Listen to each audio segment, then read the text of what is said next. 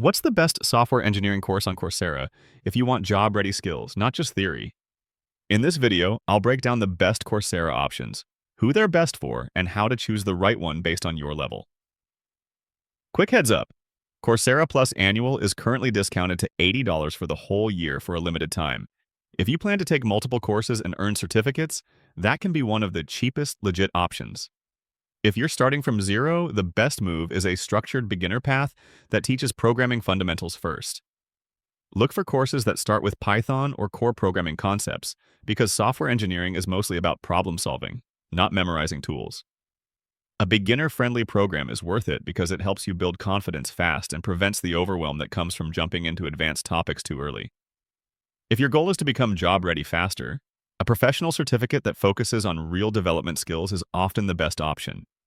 These programs usually include hands-on assignments and projects, so you're not just watching videos.